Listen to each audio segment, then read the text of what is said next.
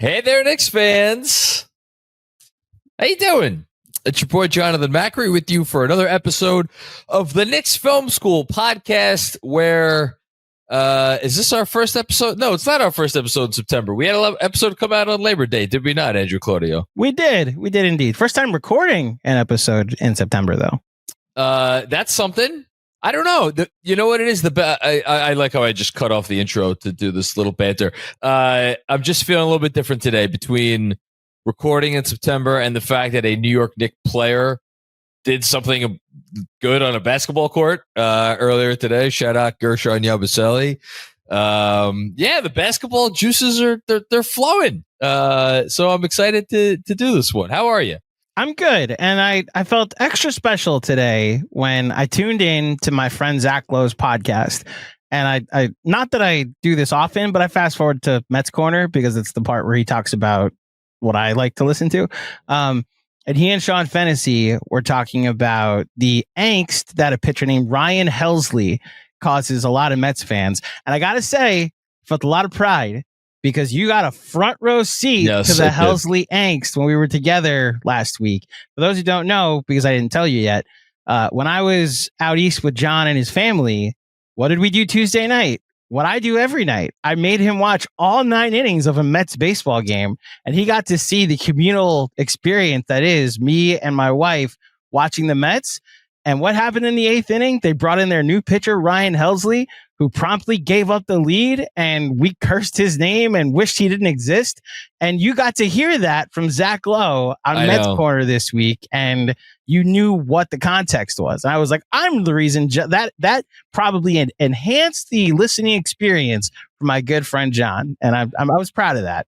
It did enhance it. I will say though that I think I thought you were going to shout out. I don't know if I would get a shout out for this or not, but for the first time since I started watching the Mets a week ago, the Mets won a game that I didn't watch last night, yesterday. Well, so again, we're saving all the bullets that you may have for the playoffs. Like, okay, they can accidentally win. Like, they accidentally beat the Tigers 12-5 tonight. They beat them yesterday. Their offense is gangbusters at the moment. Juan Soto's the National League MVP. Giddy up. But the fact that like you became a Mets fan for 3 days and they just won every game that you watched, that magic I would like to save for October if possible. Look, I'm trying to be back. It coincided with the time where I moved into a new house and cut the cord. So we're going to have to figure out a way for me to actually watch Mets games without me going to a bar. Brother, if it needs to happen, I will be there every night with DirecTV Fire Stick in hand. Okay.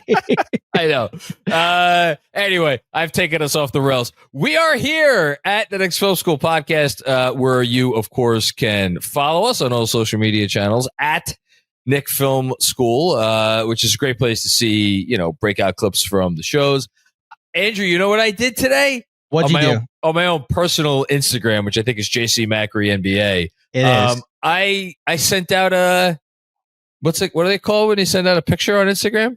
It's called putting out a picture on Instagram. Whatever they call that. You posted. I sent out a meme. A meme? Yeah, let's do a meme. I don't even know what the meme is. Oh, go look at it as I continue to read all this stuff. Make sure you turn on your alerts for YouTube anytime we go live, which, hey, you never know. Crazier things have happened in September. Subscribe, rate, review the show. And then, of course, if you want bonus content, you could find us on Patreon, as Andrew was laughing his little head off at what I posted earlier today. I think that was the first thing that I have actually posted myself on my Instagram feed in years. I don't even know. It's yeah. If you've seen the movie Weapons, you'll get the reference. Go to John Macri's Instagram if you want to see what he did. There you go. JC Macri NBA. Follow me. This is me putting in the work.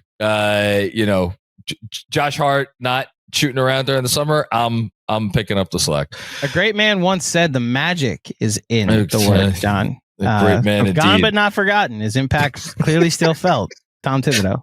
How do you think Tom Thibodeau would have felt coaching one J.R. Smith? There we go. Back on track. Yeah. So we continue our summer series, 25 for 25, counting down the 25 best Knicks of the century, starting with the 2000-2001 season. I will also note one last plug before we actually get into the episode. We are starting to drop honorable mention episodes, which I just recorded one earlier today with the great Sean with a W. And that'll be coming your way very soon. Yeah, okay. But today, we're here to talk about J.R. Smith, who is a man that I would like to say needs no introduction, although I suppose I don't know how many fans under the age of 11 we have listening to the show. But if you are someone that has become a Knicks fan in recent years, I suppose, JR, maybe we need to introduce him to you, although I feel like he is one of those players where the legend of JR maybe has even superseded JR himself, which is why I'm very excited to do this episode. A quick resume as we do, starting off all these episodes with J.R. Smith. He attended St. Benedict's Prep High School, did not go to college, drafted 18th overall by the New Orleans Hornets in 2004, as Andrew is going to correct me. No, like he didn't go to college for basketball. He did post-career attend college. But that was in my head as I was saying, man who needs no introduction, because he's still in the news. He went out there, joined his what college did he go to? I'm about to look it up. As you read the resume, I want to say it was in like one of the Carolinas or something. Anyway, he joined NCAA&T. Yes, North Carolina A&T. He joined the golf team, and he's apparently quite a good golfer. Anyway, that was all after his career. He signed with the Knicks in February of 2012. Prior to that, he was playing in China. So after getting picked the 18th overall, playing a few years in the league, he certainly didn't like wash out of the league. Like he was a decent NBA player, but like he, I guess, wanted to make a few extra bucks. So he went over to China during the lockout and had a very successful, albeit short stint in the CBA. And then, of course, came to the Knicks. Was with them for the tail end of the Linsanity year, although, and I'm curious as we go through JR's Knicks career, how many, if any, significant memories you have of him from his short stint at the end of the 11-12 season. We'll get back to that in a bit. But I think the season for which he is most known, without question, is the 2012-13 season, when he won the NBA's Sixth Man of the Year award, an award which had been won previously by two Knicks, Anthony Mason and John Starks. Did I get that right? You are correct. There we go. And kind of along with, Carmelo Anthony and Tyson Chandler and, Chris Copeland and Raymond Felton, Pablo 25 Nick, yeah, Pablo Prigioni and Jason Kidd and the whole Steve gang. Novak, yeah, Steve Novak. But like I was gonna say, lit the city on fire. But like, I'm skipping ahead to legacy.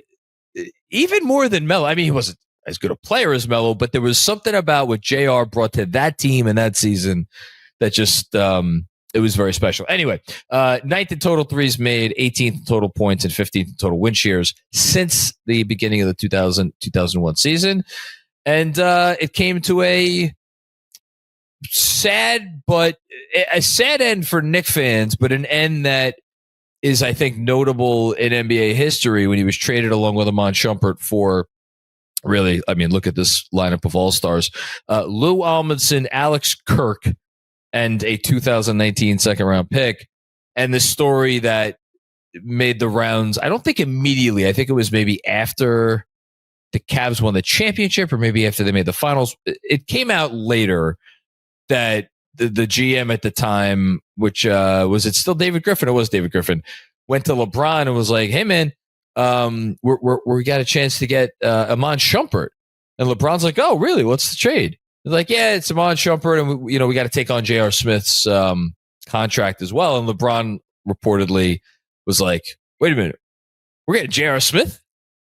Sign me right up." And the rest, I guess, as they say, is history. Yeah.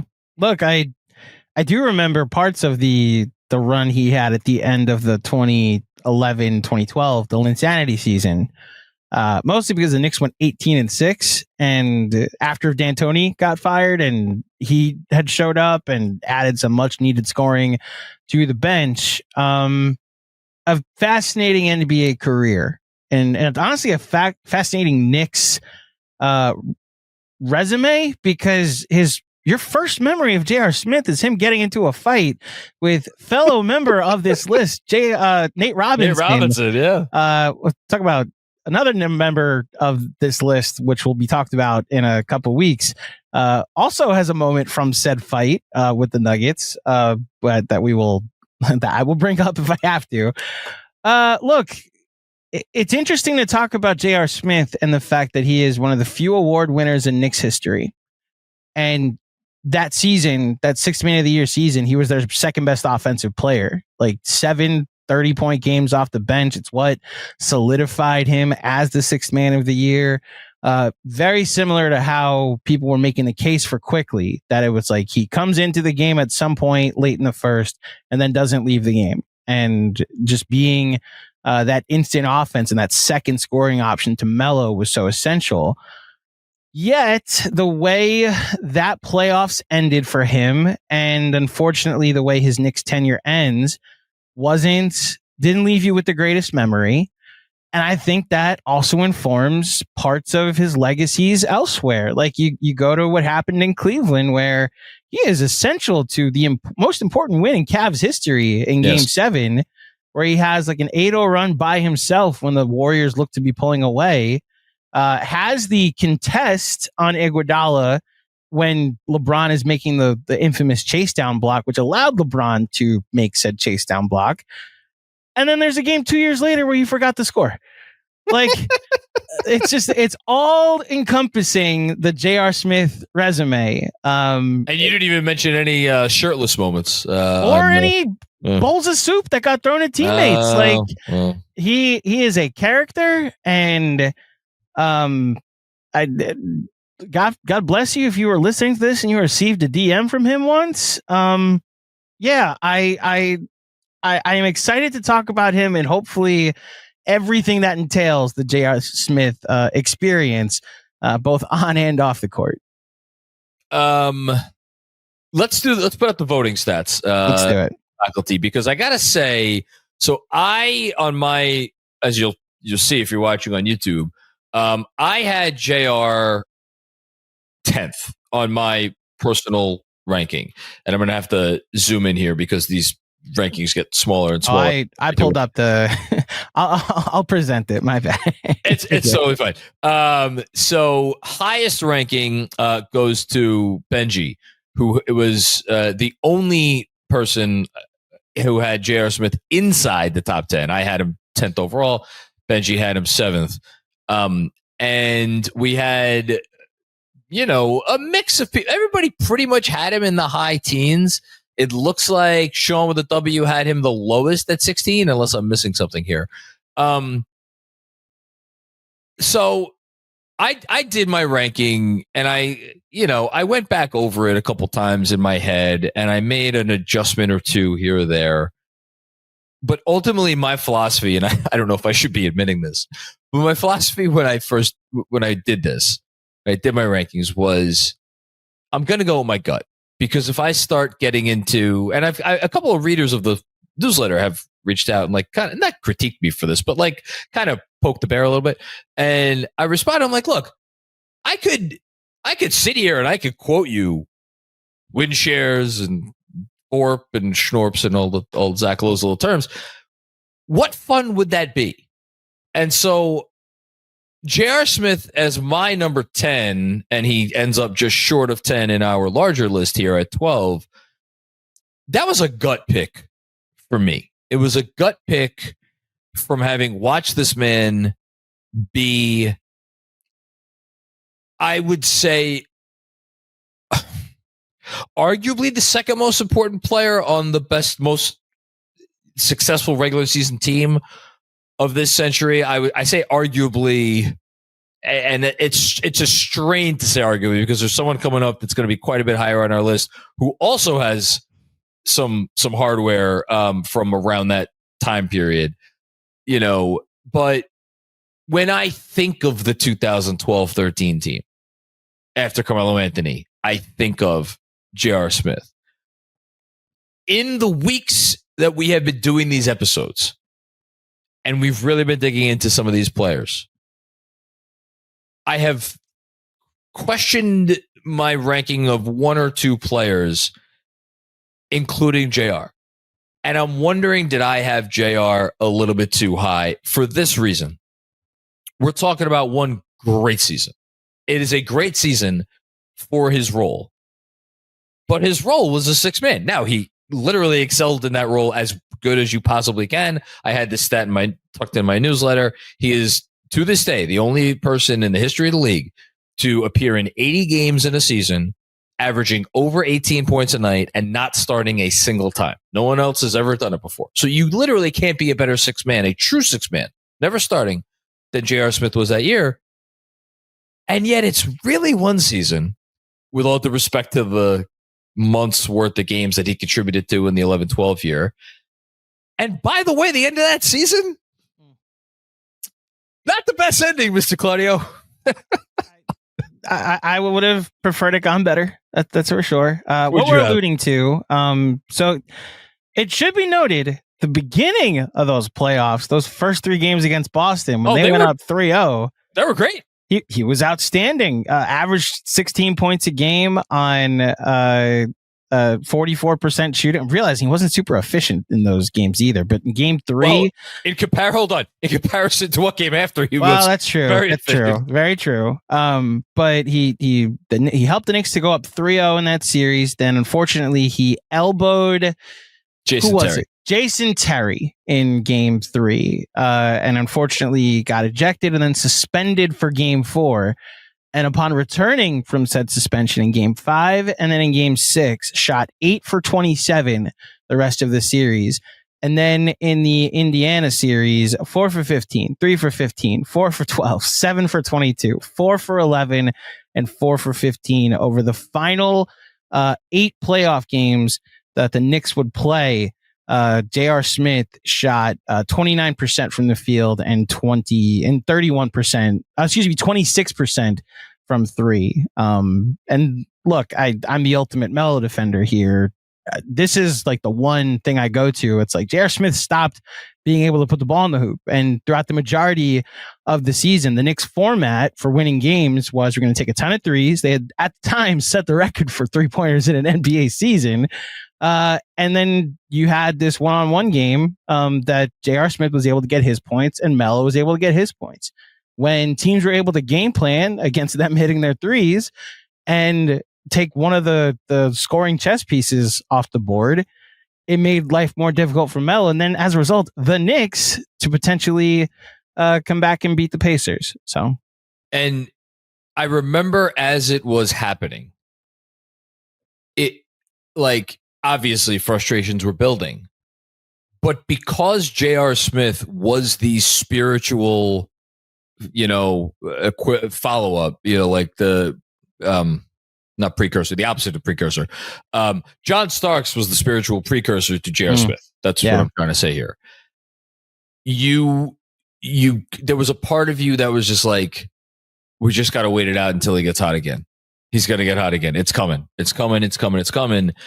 And then we waited all the way until game 6. And I talked to Amon Shumpert about game 6, a couple months ago, and it was Shump and it was Melo and it was Chris Copeland and it was not J.R. Smith. Like if they had a chance in that game, it was not going to be because of JR.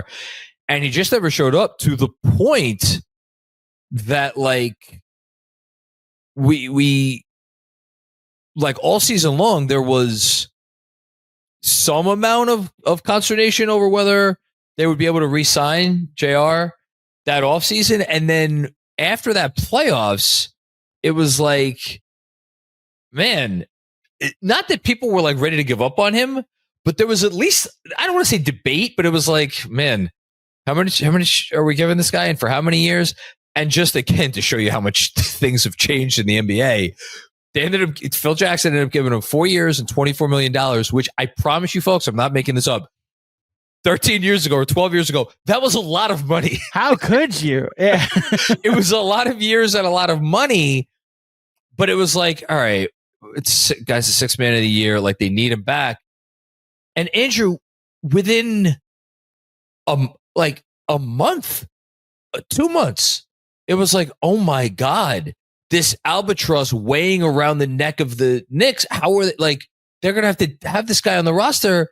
Like, how could they be so stupid as to sign this guy who clearly, like, showing up and being ready for games is not his first priority? Like, how could they have given this guy 4 years of all guaranteed money? Yeah. So what's funny about that is I had the same recollection you did, that during the 13-14 season where he got off to such a struggle, and it was man, like, what did they do? And then he had a resurgence toward the end of the year. They had that 9-game winning streak in the back half, and it all coincided with him starting to figure it out. And then when you talk to Iman Shumpert, he talked glowingly about how much of a worker and how much of a gym rat J.R. Smith was, but he more specifically talked about how much he was on the court, like working on his game. Which, like, that just might be. There's a segment of NBA players that the way they work on their game isn't building up their strength; it's playing basketball. It's the Paul Pierce. Like, Paul Pierce has never seen definition in his muscles ever because he doesn't lift weights. He plays basketball. Like, there's just a segment. I don't want to lift weights. I might ruin my jump shot. I understand that is just a version of an NBA player that that is what they subscribe to and how they work on their game. And I think he might have been one of those guys. It's just unfortunate that over an 8-game stretch, we just talked about RJ Barrett, how an 8-game stretch might be the reason for his candidacy being so high. Unfortunately for J.R. Smith, it might be the reason you're reconsidering having him this high on the list. So look, for me personally, I had him 10th. Hardware matters. He was a 6th man on a team that won more games than any other Knicks team this century. Like, he won hardware for that.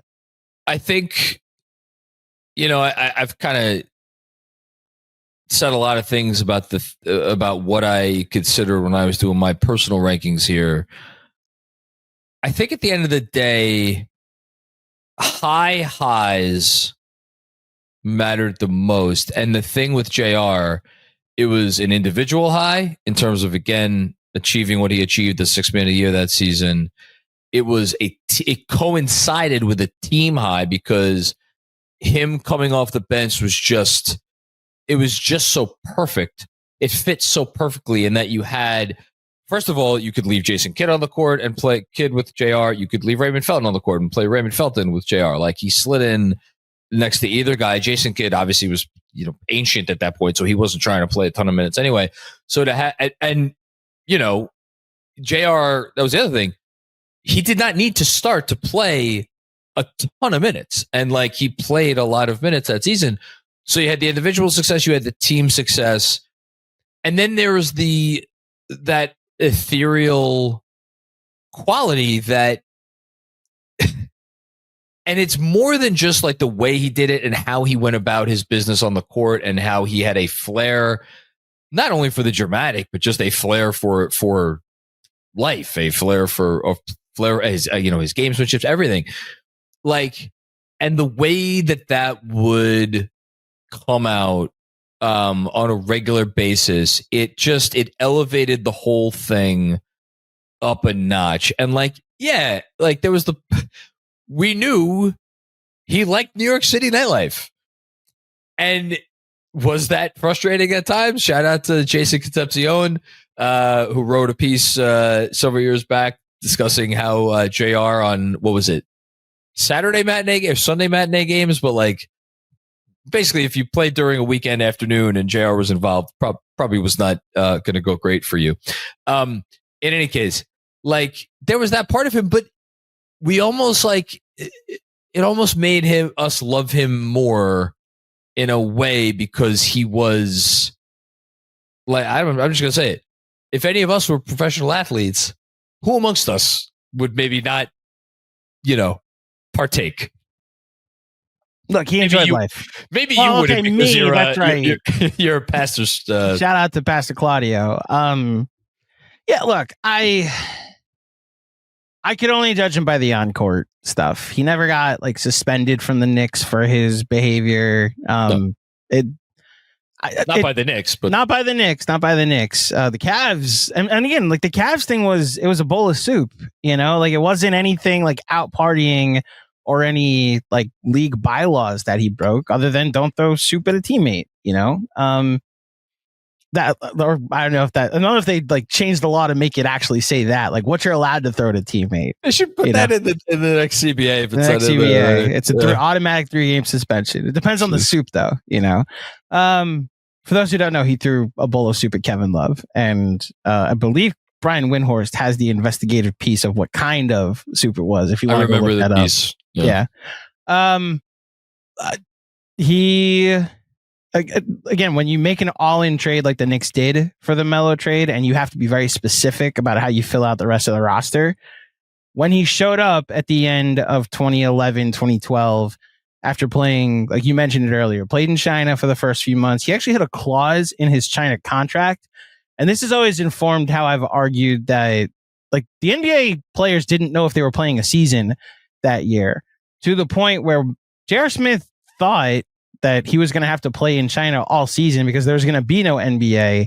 And his CBA, his Chinese Basketball League contract, said, even if the NBA comes back, you have no out. You have to complete your full contract with them, which ended sometime around February, before you can then go back to the NBA if you'd like to. And then when the league showed up again in December on Christmas, he was like, I'm stuck playing overseas. I don't have a team. And then when he was a free agent, his buddy Melo was in New York, and he decided to come here. And I'll say this. I don't know how you feel. I have more positive memories, like as far as total is concerned. I just have one giant negative memory of J.R. Smith towards the end of that playoff run that I've been back and forth thinking about this episode today. Will that be my lasting image of him? Well, let's get into it. Starting with our best memory, lasting image as a Knick. This is the thing that's supposed to be positive. That's the thing, is like there's some players where I struggle to find one. With JR, it's like there's so many to pick from. For me, this is a personal one because, and I've mentioned this, the 2012-13 season, part of why I maybe don't have as many specific memories from that season is that was the season I started dating my wife. And Knicks, at first grade as the season was, like, there would be games that we would watch, and those games that we would watch, we would be into, and like it was part of like our whole like love story. But there were also just like games that we were off doing our own thing, and I had my own set of priorities at that point. So like my memories from that season are very selective. One of those memories is the OKC game where JR and Melo both went off. It was, and I have like vague snippets of memories from it, but like I remember him hitting a three from, it felt like half court. Shout out to the Moonlight Pub, which is a bar that we used to go watch Knicks games at. It was somewhere not far from where we live now, actually. I think it has since moved, or closed or something. But anyway, it was a dump, but it was our spot to watch Knicks games. And it was a weekend afternoon game. I think it was a Sunday afternoon. It was a Sunday. It was a Sunday noon game. I was at a conference in Las Vegas for school, and I snuck away to watch the Knicks game, and because I was heavily invested in that team, obviously. And yeah, it was technically a 9 a.m. start for me, but it was a noon start for the NBA. And it was just it was one of those games that made you feel like maybe there's something special that this team could do this year. And that season had a few of those sorts of games. For me, I think that was number one for me. So JR had 22, 7, and 4 in that game off the bench, of course. Knicks had 6 guys in double figures. Melo led the way with 36 and 12. The significance of this game for me is that it was during a 14-game winning streak that the Knicks were on. Not 14. Well, yes, it was 14. It started with the Kurt Thomas game against Utah, and then they won. I'm trying to it was 13 or 14 straight games that they won in a row. I'll double check it, but I'm at blank on this. They got You're from allowed to forget 30. They got from statistics. 39 wins to it was 13 straight. They got from 13. 39 wins to 51. So it's a 13-game winning streak. Second longest in franchise history. Yes, they had. Yeah. This was their most impressive win during. Or this third streak. longest in. Sorry, now I'm screwing up. I think it might be the third longest in franchise history. I'll look that one up. But this was a road win in OKC. Like they beat the Heat earlier without LeBron, Wade, or Bosh playing, and anybody that was trying to water down what this winning streak was like, look at the competition. Like they're getting fat against bad teams. Then they go on the road to face like Durant, Harden, and Westbrook. I guess they had technically traded Westbrook at the time. No, that's right. This is the year that. No. Well, first of all, you're thinking of Harden. What is my bad? You're right. James Harden at the time. And yes, no, they had traded James Harden. It was just they KD had traded him already. But it was Yeah. like, this is Kevin Durant and Russell Westbrook starting to become like the peak of their powers, coming off a finals run. It was a great game. Yeah. OKC was an awesome team. 56-20 coming into that game, the Oklahoma City Thunder. So it legitimized that. I'm going to be much more boring with my J.R. Smith images or best memory, and it's either one of the buzzer beaters that you want to choose. So that's either the one in Charlotte or the one in Phoenix. This is during a time when I was staying up late watching games in college, and like this is a West Coast trip that they were in Phoenix for, that he hits this great buzzer beater against. That also lets you know you had other options than just Melo down the stretch. So that would be my best memory. Again, the lasting image is complicated. I'm going to pick a positive, and it's his 3-point celebration when he'd go down to one knee and swing his arm and then point at the sky. that was arguably the iconic image of that season. Mm-hmm. You know, if not of like the entire pre-Brunson like century, either that or Jeremy Lin, something involving Jeremy Lin. He had some great dunks too. Like there's some pretty nasty J.R. Smith dunks. One against the Spurs, one in the playoffs against the both against the Heat when they lost and against the Pacers when they lost. Yes, sadly, you'd think I would know this. Pretty sure the first Knick game I ever took my wife to was the game where JR and Iman came back to the Garden. And I remember a JR Smith dunk from that game, which was, nobody can even boo, because it was like, hey, listen, well, you know, what are we going to do? Be mad at the guy? Also, his most impressive dunk is in Denver. 4 shooters are really for anyone. So you kind of see how it's affecting Tony Parker. J.R. Smith! We just saw a man fly! Ride 'em, Cowboy! What a play! He like took off at the free throw line, and Kevin Harlan, a young Kevin Harlan, went, "We just saw a man fly!" Like, I'll never forget that. One of my favorite early 2000s J.R. Smith highlights. Quick break to tell you about America's first ever USDA organic THC gummy. You know the words. Shout out to Cornbread. Yes, Cornbread, the source of your healthy happy hour.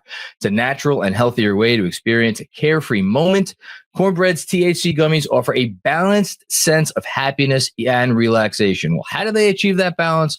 My favorite thing about Cornbread is it's just the right amount for me as someone who is not a regular user of these sorts of products, but still wants to get that relaxation without feeling anxious or paranoid like some other cannabis edibles, which is why Cornbread's 1-to-1 THC to CBD ratio is perfect for me. They have 10 milligrams of THC per gummy, which is just the right dose, and it gives me everything I need without any of the stuff that I don't want. If you are looking for a healthier way to enjoy a carefree moment, you have to give Cornbread Hemp a try. They have created the first ever USDA organic THC gummy that is 100% legal. As a special offer to Knicks Film School listeners, you can get 30% off your first order. Just visit cornbreadhemp.com/KFS and use promo code KFS at checkout. Again, that's cornbreadhemp.com/KFS and use code KFS for 30% off your first order. Cheers to a healthier happy hour. On that note, we usually save our guest for later, but surprise, surprise! Look who showed up in the studio. We can bring him on now. Hi, Benjy. We won't up, do a sound Benjy? check or anything. We'll just bring Benjy on. Hi, Benjy. You don't need a sound check. Just like J.R. Smith didn't need a warm up, baby. There you We're go. here and we're ready. Okay. So, okay, we'll pause for a second. John, go ahead. Ask Benjy about J.R. Smith. So we've kind of waxed poetic about we always wax poetic about Benjy, about JR already. Thank you for joining us, Benjy Ritholtz. We just talked about our best memories / lasting images of JR. So since you're here, you might as well share yours. Man, it's got to be the celebration with The celebration, arm yeah. There you go. That's I mean that actually I've done that after making like fake shots in my driveway. So I mean that is We all epic. have. That celebration was epic. He was a total. I feel like in a league that maybe is increasingly, what's the word I'm looking for? Uniform in personalities and homogenous in a way. Like the media training is getting better and better, and the guys come out and they all say the same stuff and they all kind of do the same things. And he was just a total wild card, both in terms of his play and in terms of whatever his antics. And I appreciated that. I actually think that adds more memory. He sticks with you more than most players because of his unique vibe, which I love about it. So the reason, and we kind of alluded to this before, that you're here on the JR episode is that you had JR ranked higher than anybody else. And like, I actually will go so far as to say quite a bit higher, because I had him 10th. I was the closest to you because you had him 7th. I had him 10th. And then after me, the next highest ranking for anybody, sorry, GMAC and DJ Zulu, they both had him 10th as well. After that, it was 13th. So I guess it wasn't that big of a gap because 3 people had him 10. But that's so interesting, right? Is it one person had him 7, you, 3 people had him 10, everybody else was 13th or lower. I think it just shows how, like, he occupied a slightly different space for different people. Everybody appreciates JR, but some people just appreciated him more than others. So before we move on to the next category, I'll just ask you, like, man, 7th is high, man. Like even for a Knicks team, which is bad for a lot of the century, 7th is high. Look, it is high. Looking at it that way. Sean had him 16. Sean is suspended. Get out of here, 16. There aren't enough good players to have J.R. Smith 16 in the last 25 years. Look, I over-indexed on the best players on the best teams because there were so few of them. So, like, to me, if you look at my rankings, I think that holds true. I'm going to give you a lot of credit if you actually made this organization competent over the last 25 years, because only a handful of guys did so. And to me, I think on that team, I only have Tyson Chandler higher. Another, other than Melo. Carmelo Anthony. Of course, other than Melo. I'm sorry, from the supporting cast. Yes. I didn't know if after you guys left Melo off your 25 NBA Just players, you just don't forgot give he me that. existed altogether. Hey, you guys. Don't you guys me. Don't you guys your me. list, your people, your list. You guys. You guys. Yeah. You could rank them higher, then he would have been in the top 25. Yeah. Sign up for Patreon and find out what that means. Everything I just said. Yes. So look, I think about watching those teams and those teams. I know I've heard you guys talk about these teams a lot. Like that 2-year run, I guess it was, right? Made me a massive NBA fan. Like, so those teams mean a lot to me as, again, someone who missed the 90s Knicks. This was the first relevant basketball that I really watched as a Knicks fan. So yes, he holds a special place in my heart.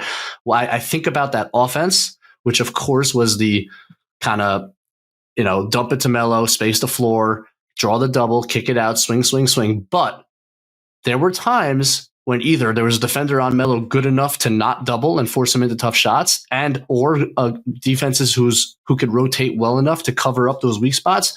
And man, they needed J.R. Smith to bail them out of so many possessions, and nobody was better equipped to bail that team out of bad possessions than one of the best bad shot takers that I can remember in the sport. Didn't matter if he was squared up. Didn't matter if there was a guy in his shorts. Made no difference. He could get it off and he could make it. He was very special in that way. And his playoff stats aren't good. I cop to that.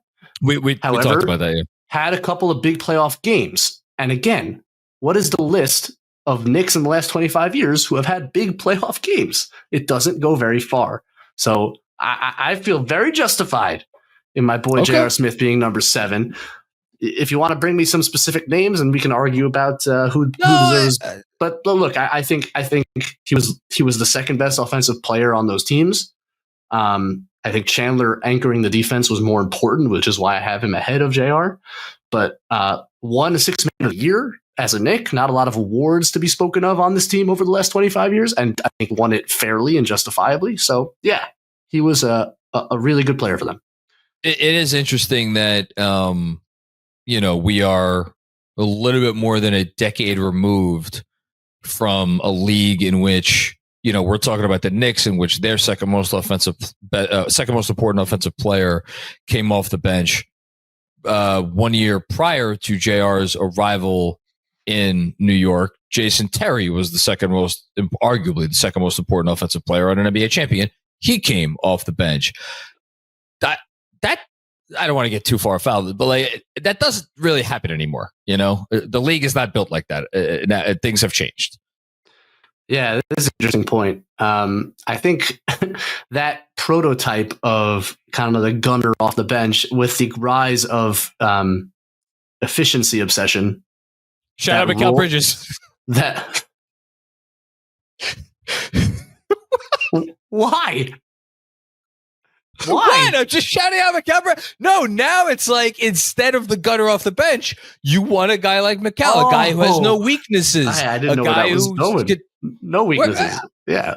I thought we were bringing Mikal off the bench for a second. I had no idea what that meant. Never mind. Forgot I said anything. Let's move on. But yeah. That role has kind of I feel like 10 years ago, Bones Highland would be in the league gunning off the bench for somebody, and now he doesn't get any playing time, or Slash is almost out of the league. Now, J.R. Smith, I think, is better than that, and I think did start on Cleveland championship teams.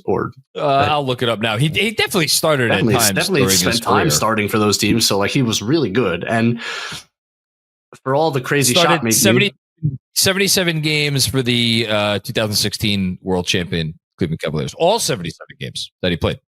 Well, there you go. So, we talk about the crazy shot making, but maybe more importantly, as the league evolved, and especially when you're playing off of LeBron James or a Carmelo Anthony, it's also just the fact that he was a knockdown catch and shoot shooter and shot, I think, 39% in the Knicks' best year from 3, which is fantastic. And the year after he shot 39, 36 the year he won Sixth Man. Oh, okay. Yeah, so really excellent shooter. Considering the shot diet, if he only took wide open ones, he would probably be way over 40%. So just a great shooter, and was able to evolve with the league as it kind of moved that way. But some guys don't, right? And defended when he needed to. Yes, yeah. Athletic. Kind of. I heard you guys talking about that a little bit. Like some of the dunks. Would break out some crazy athleticism at times, which allowed him, I think, to defend when he was locked in, which was a little bit up and down at times. But yeah, can't play a LeBron team, start shooting guard 77 games and not be a defender. Right? He was good. Okay, so perhaps an awkward transition to biggest regret, which is something we wish would have gone differently or better, even if it was out of the player's control. There's a few different directions you could go here with JR. I don't know if this is the right answer. I don't even know if it's in my own opinion, that it's the right answer. The way he was shipped out of town by Phil Jackson, who, Phil gets a lot of shit for being sleepy Phil, falling asleep during draft workouts, but he made some pretty atrocious transactions in which it almost evinced someone who's like, well, frankly, didn't have the patience to have the job and was like, oh, this doesn't seem to be going well. How can I change it? You know? Yeah. It's why I always say, like, it's very easy to tear down something, like especially like a decent NBA team. You could tear it down very easily. But he did a shitty job of tearing right, like you. But even if you wanted to just say, like, if someone was out there, I'm not even like calling out Jeremy for this, but like if someone was doing a cap or no cap on the 2015 Knicks, they were like, yeah, but he tore it down. Look at the draft picks we have and look at where they are with the 4th pick. And it's why I always say, like, that's part of a rebuild, but you then also need to use the assets correctly. And when you're watching J.R. Smith be a contributor to a title contender, and all you have to show for it is a 2019 second round pick, it felt like you sold really low. And then you have to turn to what did he do with the cap space? And hello, Joakim Noah. Hello, Courtney Lee. So it wasn't even like you build it down to then build it back up again. This is a good pick, John. I was going to be very boring and say I wish he had shot 50% instead of 30% in his final 8 playoff games with the Knicks. If he had anything close to the moment he had in Game 7 for the Cavs against the Warriors, if he had anything close to that moment for the Knicks in Game 6 against the Pacers, maybe the Knicks advance to their first conference finals in 12 years at the time. Or I guess 13 years at the time. Yeah, that's mine is his playoff performance, but that's a good call. His exit from New York. I mean, just to put a fine point on it, Phil Jackson attached Iman Shumpert to salary dump a player who wound up starting every game at shooting guard for the world champions. Like, in what universe? Like that is it doesn't get mentioned along with like the Eddie Curry trade and like some of the other shit that this franchise has done over the last 20 plus years. That was as bad as they come. Anyway, Benji, do you have a regret involving J.R. Smith? It would have been the playoffs. I'll also note that he in 2013 violated the league drug policy, missed the first 5 games of that season. Not great, but that's J.R. Smith for you. What are you gonna do? I take back what I said earlier. He has been suspended by the NBA. I had no clue that existed. I completely forgot, at least. Oh, that happened. That did happen. Okay. Well, this is why we have Benji on here to tell me when I'm wrong. The J.R. Smith expert, apparently. There you go. Listen, you got him ranked 7th. You were brought on here to gush about J.R. Smith. Yeah. Very few regrets. Which brings us to what has fast become my favorite of these categories, these episodes. I like this. Because Andrew just has the same answer every time, and it's become kind of a running joke. This one I agree with you. He'd be the Jordan Clarkson of the team. I mean, he's obviously a better version of Jordan Clarkson. Mm-hmm. That's the most obvious one. I guess on this team, so he's coming off the bench. How many okay. How is he in the closing lineup most of the time? Some of the time? 10% what is he of shooting? the time? What is he shooting from 3? This is peak. We are taking the 2012-2013 version of J.R. Smith and putting him on the 2025-26 Knicks.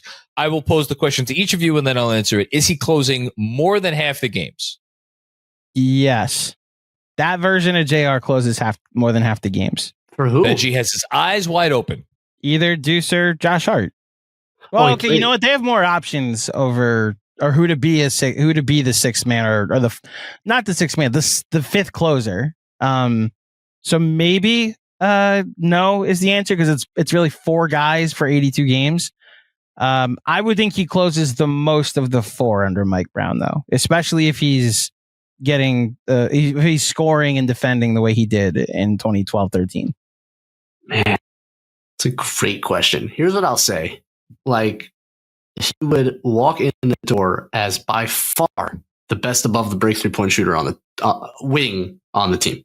Did you watch Gershon Yabusele highlights today, man? Wing, which is why. And it's listen, we've talked about this a lot. I think that was a severe problem at times for the Knicks offense was playing, when the reason one of the big reasons I think that starting lineup didn't work was because none of those three wings was a consistent shooter above the break or a willing one at times. So I like his fit. It's almost like the DiVincenzo role. I really like his fit on this team. And because of that, I'm going to say yes. I think a J.R. Smith at his most reliable, which is what we're talking about, fills a really important need on this team. He's a bigger and better version of Jordan Clarkson. He's a better shooter than Jordan Clarkson. I think he closes games for this team. Yeah. I would just say right now, So, Andrew, could you pop up the list of the players that we've talked about so far? Because I'm wondering if I'm about to make an outlandish statement. 16. Well, so putting aside OG Anunoby, who is on the team, so it does not qualify for this. What I'm about to say, Latrell. If you gave me the best version of Latrell, and you put the best version of Latrell on this team, even that guy, I don't know that I would be like the Knicks are my favorites to like win the championship, because sadly the best version of Latrell was a shooter that was on par with the shooting efficiency that was common 20 plus like 5 years ago. JR is a bit of a different animal. And I think the increase in shooting efficiency, I'm going to say, I think if you put him on this team, man, I don't know if I could pick him over OKC. They're squarely number 2 for me in the league as far as championship contenders. So is the take that of the 13 players we've talked about so far, he's the best? I know where you're going with this, Andrew. Best fit on the team? Because the problem is you have two guys who we know are great fits on the team because they were on the team. Not counting Hardenstein and Quickley. I was saying DiVincenzo. Yeah. If I'm taking one player from the list we talked about so far, it's DiVincenzo. But then my second JR. choice. Oh, absolutely. Yeah, I gotta tell you, man. Something else we talked about last season, even aside from above the break threes, secondary shot creation. It was lacking. And what did Benjy just say? When the attention was drawn on Melo, and you needed someone who could get you a shot off. Not to say that DiVincenzo can't do it. We know DiVincenzo could do that, but man, it's J.R. Smith. You know who could do that under Mike Brown would be Dante DiVincenzo, who would use the spacing to an advantage and maybe catch your secondary offensive creator. The spacing being mucked up, but I'm not having a 20-23 Nick or 4 Nick debate again. I'm just not. I would pick DiVincenzo. Okay. What if Tibbs? Oh God, I don't want to have. I didn't say the bad thing. I don't want to have that fight again. I would pick DiVincenzo in his record-setting 3-point season. Call timeout. I would pick Isaiah Hardenstein in his NBA championship. I need to call a timeout. And then you're right in J.R. Smith or Latrell. Just a 30-second. I'll just call it 30 What's seconds. Up? Go ahead. 30-second timeout. J.R. Smith under Tibbs would have been. Oh dear God! Yeah, well, John made that reference, like him showing up to practice. Although he kind of does have he does have a JR personality and Mitch on the team. So and JR and Mitch would have been an epic duo, honestly. Oh my gosh, the Snapchats would have been great. The Instagram lives. And not for nothing, those two guys would have been great together on the court. Yeah, JR could throw a lob. Absolutely. JR could throw a lob. They could take turns catching lobs. Well, listen. I don't think J.R. Smith's a bad choice, but I think it's a great choice. I'm literally just saying I have somebody that made like 150 more threes than J.R. Smith ever made in the season. That's available to me on this list. I know. And we could take the rankings off. For all the reasons that I talked about at the top of the show about that certain something that JR brought to every game, I would give him extraordinarily strong consideration for the guy that I would want to add to this version of the next team, even though I know he wouldn't start, and that would be fine, because guess what? We know he doesn't need to start to make an immense impact. So, all right, we end with this lasting legacy with Knicks fans. Benjy, I'll let you go first here. I mean, I feel like I spoke about it a lot already, but just an extremely fun player to root for on a very fun period of Knicks basketball. Brought both tremendous highlight skill with a lot of personality, which I think that's, to me, this lasting legacy. Like, that makes him a very memorable, fun player to think about, to root for. When I see him in the crowd or whatever, I'm always like, hey, it's JR. Like, you're always happy to see JR Smith. He was just a really fun player to root for, even if he wasn't always the most reliable. So that's the lasting legacy to me. I think you said it, Benjy. The highlight reels, the YouTube montages are in them. The man definitely put the high in highlight. That's for sure. But I also recognize his on-court contribution. Look, you mentioned it. The 54-win team is the most successful for win total regular season Knicks team this century. And it's a team I hold near and dear to my heart. And he won hardware for that team.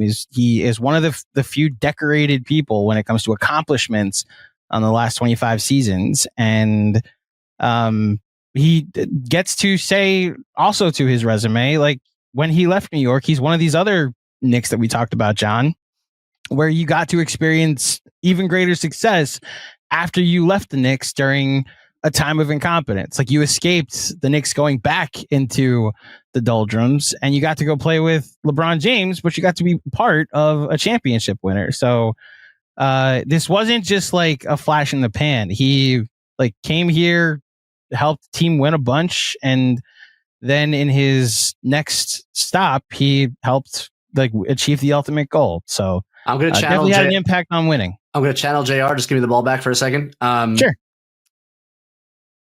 I also just think the career arc is so cool because starts in Denver and a very like notoriously freestyle offense under George Karl, and that suits him and kind of puts him on the map because he can do whatever he wants in that offense. And then I feel like Woodson kind of added some structure to his game, right? Kind of placed him on the court, you know, at least brought him in a little bit, reeled him in a little bit, still allowed him to be J.R. Smith.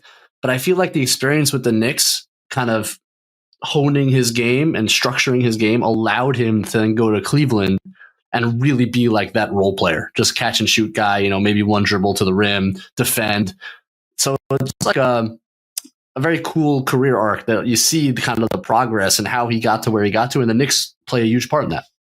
That's a great transition to what I was going to say. I have a two-part answer. One, you know, I think I realize this more and more as I get older, and like some of the players that I remember who were not star players, like from when I was young, like just I mean, I'm not blaming anybody for this. I'm not saying like, oh, we should talk more about this, that, the other player. Like, role players kind of get lost to time. Like, unless you're in the city where they played or they won, like they're just not usually a part of the continuing NBA conversation. J.R. Smith is one of the guys who I feel like are going to continue to get talked about. And I think for as much as that is because of like game one of the, what was it, 2018, right? NBA Finals, like the forgetting the score. Forgot the score. Yeah. And obviously great times. And the off court stuff and the soup and the golf and like everything. Like the average NBA fan, for as much as he was a big part of those Denver teams, I think he got really, really put on the map when he came to New York, and he was such a part of that team. That's one part of my answer. The other part is just, and I've kind of shared, I think I've shared this story before. My wife and I, when we got married, we didn't have table numbers at our wedding. We had table names related to things that were important to us. And one of our tables was named The Pipe, after J.R. Smith. And I am wearing my "You Trying to Get the Pipe" t-shirt that I have had for, I guess, a decade now, more than a decade. It is still one of my favorite t-shirts. It's completely faded. You can't even tell it's JR anymore, but he's just one of my favorites. That was legit like one of the first ever DMs that was ever sent to anyone. and he's like an innovator. Like sliding into your DMs is partly a J.R. Smith innovation. Yeah, innovator is definitely one word that you could use to describe J.R. Smith. Sure, why not? Let's go with that. All right. Well, this was good. Final anything, Benjy? Before we go?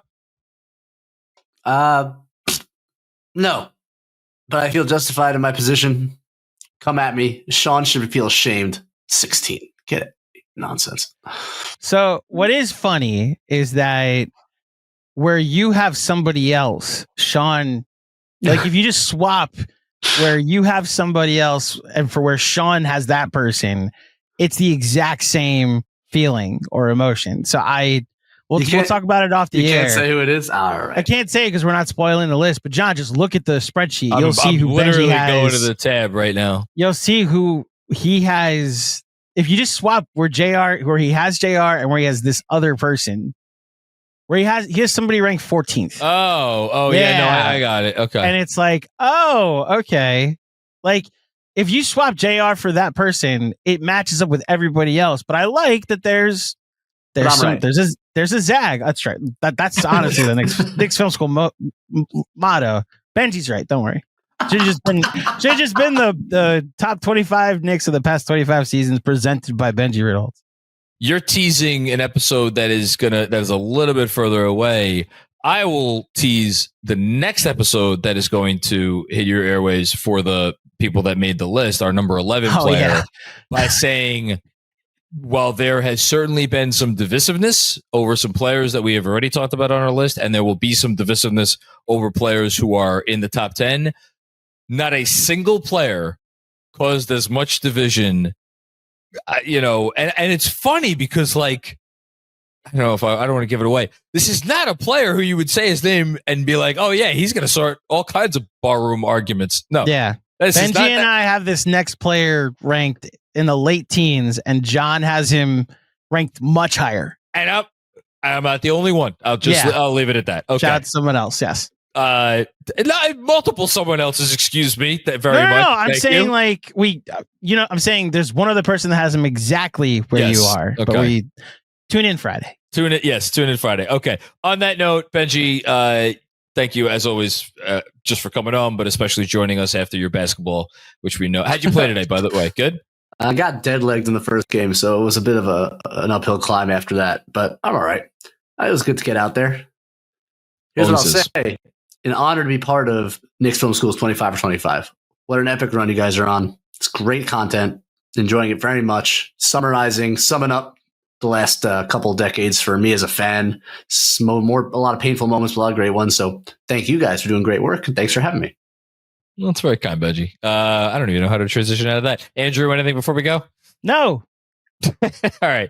Everybody out there, thanks for checking out another episode of the Knicks Film School Podcast. One more reminder, if you dig the show, help us out in any way you can.